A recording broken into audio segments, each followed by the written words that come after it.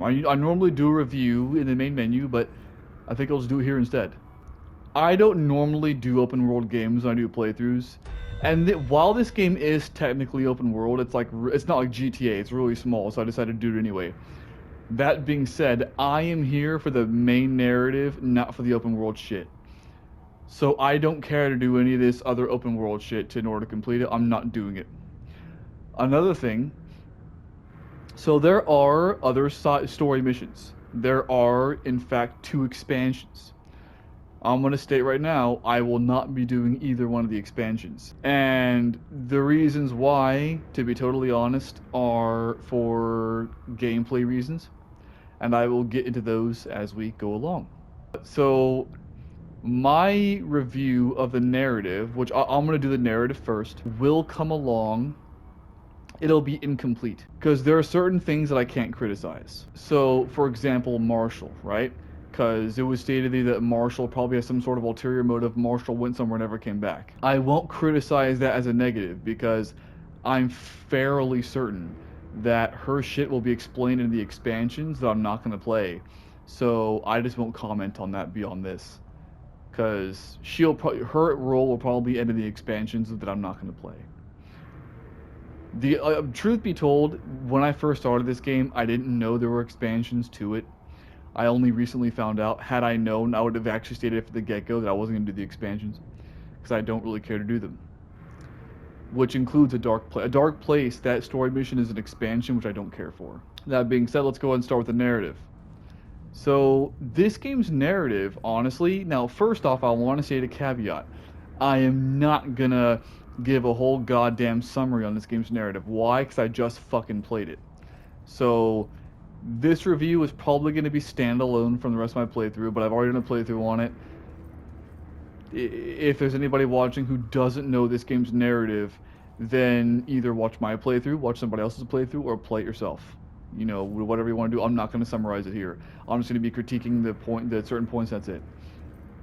So, overall, this game, and by the way, sometimes I'll be comparing it to Alan Wake. It's very. Not only is this game very similar to Alan Wake, but it's like in concept, but it's made by the same developers and it's in the same universe. Like this game straight up mentions certain things about Alan Wake's thing. So, like they mentioned Night Springs. So, I think I'm fully justified in comparing this to Alan Wake in some respects.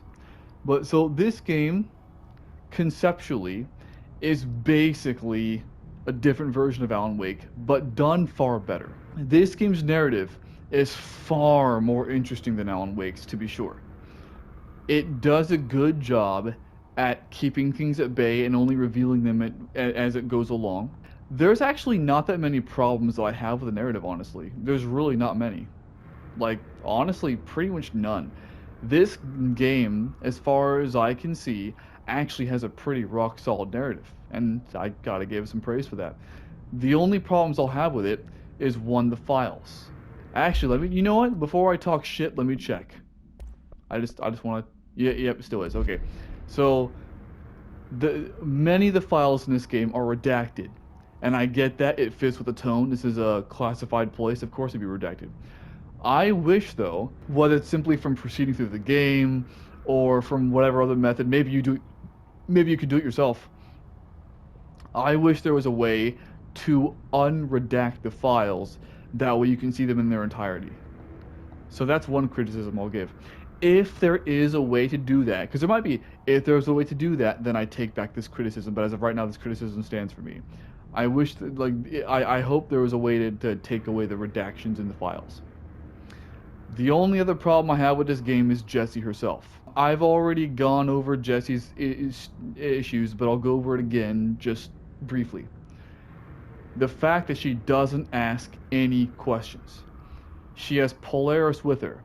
Polaris tells her to go to the oldest house at the exact same time that this his shit is going on.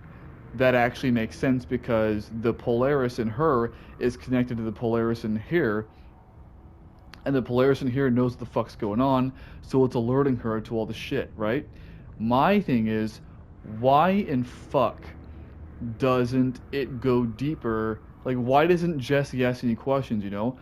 hey Polaris, why are we going to the FBC? Why now, right? Like, there is part of a way that you can actually explain that, Bill, because Polaris doesn't actually speak to her. She just kind of gets feelings off it, if you will. So that's more forgivable. But what's not forgivable is that she doesn't ask questions about anything ever. I've already spoken. I'll leave it at that for here, because I've already spoken on it. So why am I not going over certain things as thoroughly as I would in the review? Because I've already gone over these points in the playthrough, and I assume that anyone watching this has watched my playthrough. That's my assumption. And so, if I've already gone over it in the playthrough, then I find it to be redundant to go over it again in full detail in the review. That's why I'm not going to do it again. Because it would just be redundancy to me. But so the fact that she doesn't... So Jessie herself is like the main issue with the narrative that I have. Any other problems with the narrative, you know, Ati's weirdness, whatever the hell was going on with Marshall, all those things I can't critique because, like I said, the expansions. So yeah, I'll just say this game's narrative was honestly pretty rock solid. And yeah, what do I mean by rock solid? Is it as compelling as, let's say, The Last of Us? Or let's say, hell, even games like The Medium that I just recently got done playing? Honestly, no, it's not as compelling. When I say this narrative is rock solid, I mean that like it does what it needs to do. It doesn't do anything stupid. Other than Jesse's not asking any questions. It takes its time. It's competently written. There we go. That's all I'll say about it. So the narrative is rock solid. So that brings us to another point, which is the gameplay. Now the gameplay is very different. For the gameplay, I'm gonna have some critiques, but I'm gonna go with the praises first. So here's the first praise. So this game is actually pretty enjoyable. Running around fighting files, fighting enemies, all that shit. I actually find it to be enjoyable. You find upgrades along the way. You get abilities in order to enhance your shit, which is pretty standard part of the core for games. You get from one place to the other, you know. That's honestly what this game is. This game is running around finding files and fighting enemies, upgrading your shit, and, you know, so on and so forth, getting to different parts of it, getting new abilities like the shield, like the levitating, that sort of shit. I just fucked up this floor. That's gonna cost a lot to refurbish. But the basic premise of this game I enjoy. Let me give one specific praise in specific. The part where you're going through the ashtray maze and you're fighting the enemies to all those that music, that was honestly really cool. I can't deny that. I like that part a lot. Some parts I didn't like was like the ending waves of enemies over and over and over again that really pissed me off when I played it. That shit was bullshit. Just ridiculous. And that point actually can go ahead and lead me to the criticisms. Why did I not give too many specific praises? Because the general gameplay I enjoy. And that's all there is to it. Like, there's not really much specifically that I can praise. It's just the root of the gameplay is what I'll praise. So now let's go on to the extravagant details of some criticisms. So one criticism right off the bat has to do with control points. You only spawn from control points, which I strongly dislike. Because when you die like 5 times in a row, you're going through these areas again, fighting these enemies again, redundantly, and it's just really dumb. I don't like that. But also, in order to spawn at a control point, you have to interact with it. Which means that if for any reason, let's say you pass by a control point, but you just forget to interact with it and you die, you're going the fuck back to whichever one you interact with last. I wish it resetted you automatically, at least back to the one that you were previously at with, you know, fucking interacting with it. Next, let me get to probably my single biggest criticism in this game. The fact that it does not explain shit like the astral constructs. Because you get the mods and you get the weapon forms. So, weapon forms. You get the pistol, you get a shotgun, and you're supposed to be able to get other shit. You're supposed to be able to get like a fucking rocket launcher, a motherfucking machine gun, a motherfucking fiery thing. There's a bunch of shit that you can get, and I'm stuck with this and this. Why? Because the game doesn't fucking explain itself. Like, it doesn't really explain shit about the astral constructs.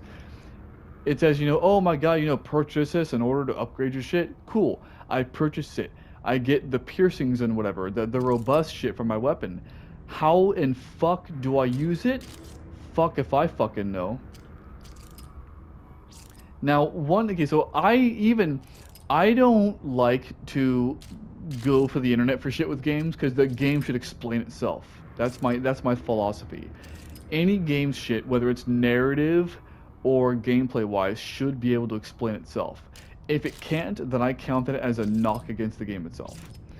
And so that brings me directly into another problem. As I just gave praise to earlier, this game, it's like God of War, where, right when it starts to get stale, it gives you a new ability, right, to go ahead and use. Well, just like God of War, it still gets stale anyway towards the end. And that it's not even supposed to, but it does because it doesn't explain itself well at all. And trust me, when I went to, I don't think I saw this on screen, but when I went to the control points, I tried to, anyway, to upgrade this thing, to put new weaponry on it, whatever have you. And I couldn't even figure out how to do it because the game doesn't explain it its own goddamn self. So what ended up happening for me personally is the gameplay honestly got stale. Because it got to the point where all as it was this or this, shooting with it. I ultimately just used the pistol because it's far more effective than using a goddamn shotgun. At least as far as I'm concerned. So it went from that to just and throwing shit. That's all there was to the combat. And a lot of this game is the goddamn combat. Now, you could argue that I could have done some other shit, like with the shield. And I did use the shield whenever I needed to, but the shield is only defensive, right? And that's fine, but it's a defensive thing. Another thing you can also do is you can also go ahead and, levitate along with the combat. And you can absolutely do that. But personally, I didn't like doing it because it wasn't grounded, figuratively and literally. Like, when I'm shooting at something, I like to have a base and I like to be able to shoot. But in this game, if you're like, fucking all over the place doing shit, at least for me, I don't know, I just don't really care for it. So I used the levitation for traversal, but not so much for combat because I didn't like it for the combat. That's why, like, if you saw me use it for the combat, it's probably 2 or 3 times because I used it as like a last resort sort of thing because I don't really care to use it. Now, that's why I don't. So, like, you're supposed to be able to have more than that. You really are. You are supposed to have several more options with this weapon, if nothing else. But I don't know how to access them, so I was never able to use those. So I can imagine people, saying, hey, dumbass, why are you criticizing the game for? You're the one who couldn't figure out how to do it. And to some point, yes, that's true. But not from my perspective, the only reason why I wasn't able to figure this shit out is because the game didn't goddamn well explain itself well enough. And since the game didn't goddamn well explain itself well enough, I wasn't able to figure this shit out. So I blame the game because the game doesn't explain itself. And so, like I said, I don't like to look up gameplay shit ever, like, online. Well, since I've completed it already, I did decide to look up astral constructs and how they work. And nobody knows how to do it either. Well, okay, that's not true. Okay, that's not true. So, like, if you were to sit there and, like, look at some other gameplay, you'll see other people using it. But, like, if you go to any sort of, like, gaming thing, like, whether it's, what was it, Power Pre, or whatever, Eurogamer, or whatever it's called, your choice, gamer journalist thing of your choice, all of them say, hey, astral constructs are for upgrading your shit, which is what the gameplay tells you, but then it doesn't fucking tell you how to upgrade the shit. Now, maybe that's just me, maybe it's my incompetence, maybe somehow they just expect you to know this shit because it's that goddamn simple or something. That could very well be the case. I've tried everything and I couldn't figure it out. So I'm straight up blaming the game for it. Because of that, though, The combat got stale. Straight up. While the combat was still pretty good at the whole game, okay, so let me clarify. When I say it got stale, I don't mean it like, let's say on a scale of 1 to 100, right? Let's say the combat starts at 50. And then as you gain more stuff and all that and get more oriented with the combat, it goes up and up to like 60, 70, 80, you name it. I'm not saying that towards the end when it gets stale, I'm not saying it goes down like 10%. I'm saying that after it got to like 79, 78%, once all the new shit stopped, and so it was basically just shooting and throwing objects, and that's pretty much the whole fucking combat, it stayed at 78%. And it just stayed there. It plateaued, is what I'm saying. And then there were 2 points in the game that annoyed me. I forget when one of them was. The other one was the last waves. Those did peg it down to probably like 60%. At that point, because that just annoyed me. And when I was saying, I think I said, that one of those waves or whatever. Oh yeah, the one right before the gondola. I remember that now. But those two waves, I mentioned at the time that they really showed me some glaring problems, and that was the glaring problem. The fact that the combat had gotten so stale. And now you can also think to yourself now too, what about the side missions, right? Because the side missions give you extra goodies, and I am well aware that the side missions do in fact give you extra goodies. I am aware of that. Well, two things about the side missions, because they give you like extra abilities and all that. Here's my thing about the side missions. I realize this is an open world game, but even when I do open world games, I don't play them for the open world part of it. I play them for the narrative, which does defeat the entire purpose of an open world game, yes. But here's the thing though, when I first started this game, I wasn't aware it was flat out open world per se. I thought it was like Tomb Raider, for instance. Here's why compared to Tomb Raider. Tomb Raider is an open world game technically. It has side missions in the form of challenge tombs, and it has its own like open world environment with fast travel and everything. But like it's a very narrative focused game. So even though there's an open world, like there's no need to get lost or fast travel or anything like that.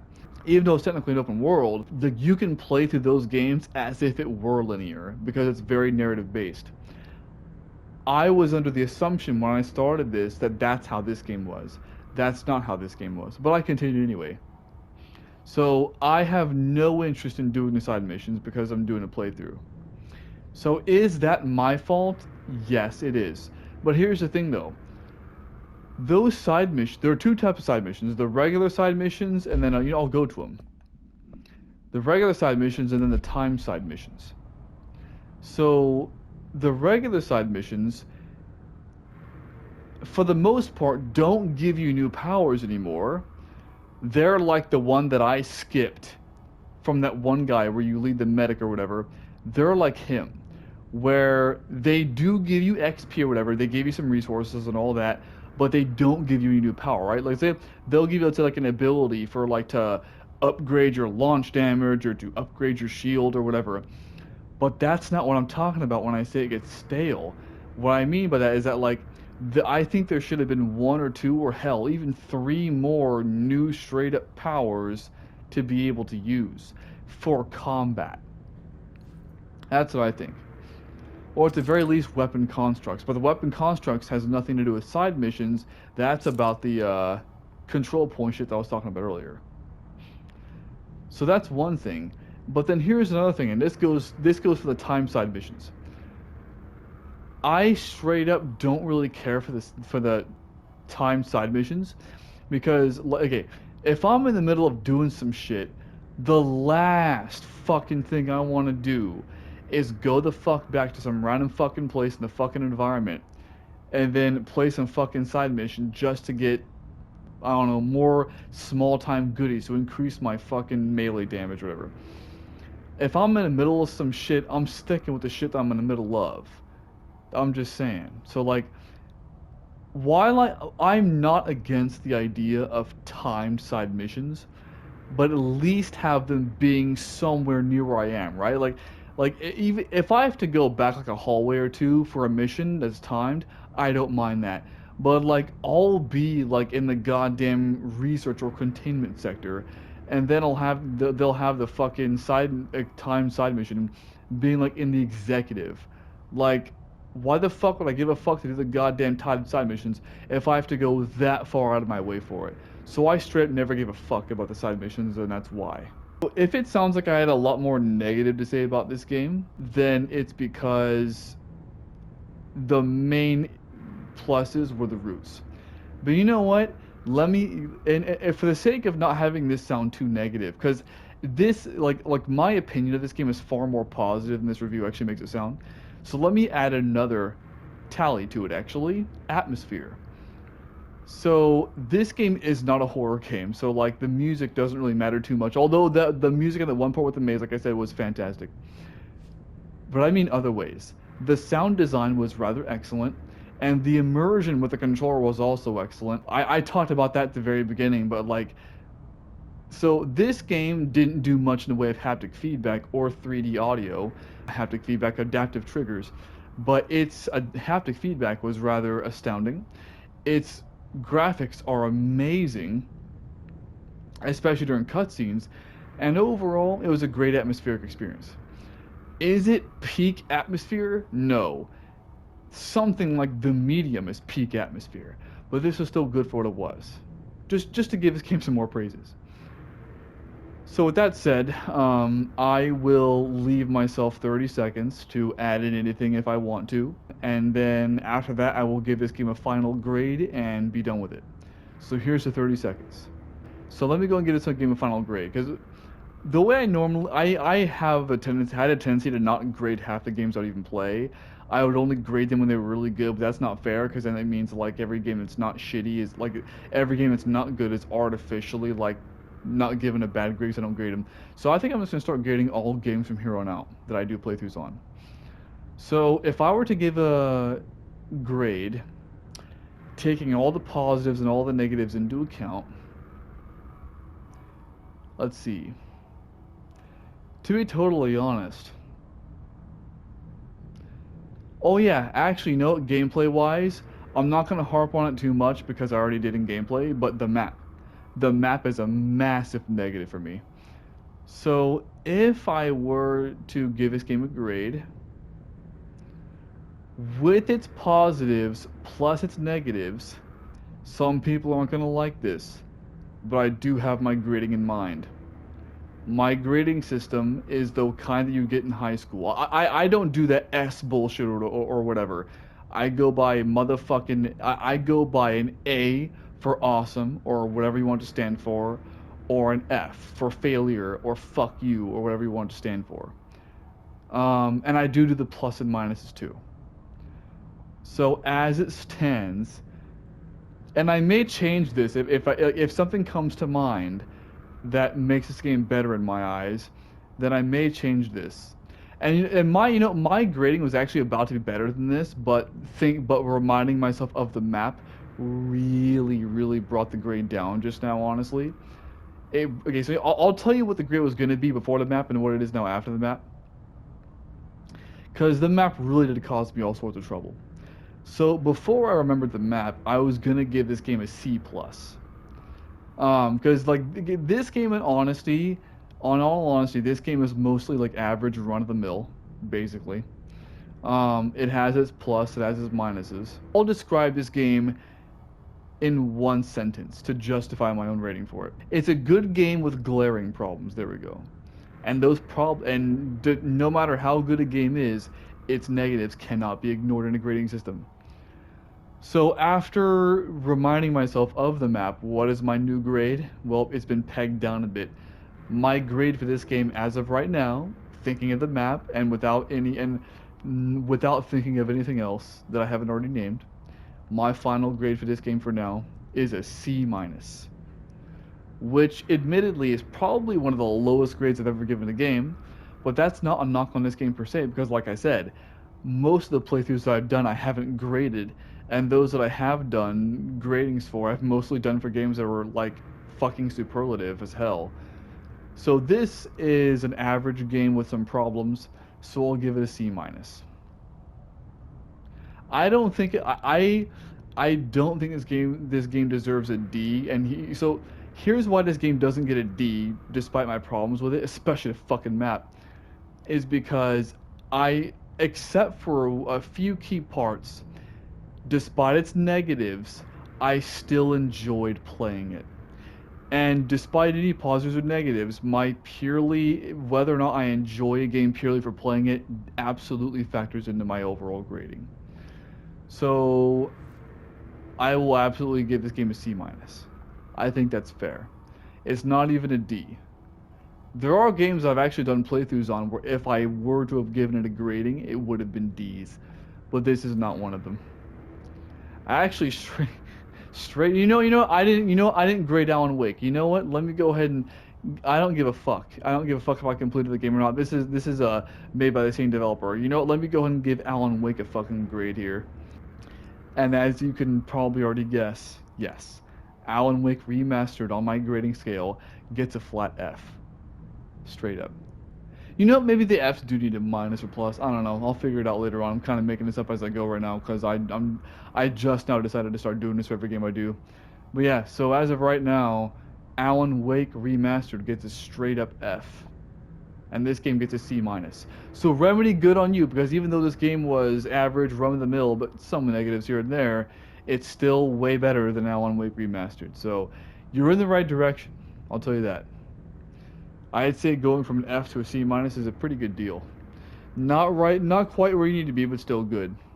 So with that being said, though, I've given this game is grading. I've talked about pretty much everything I want to talk about. If I had anything else to mention, then I mentioned it. And that's pretty much it. So, yeah, this has been Control, and it's been a pleasure.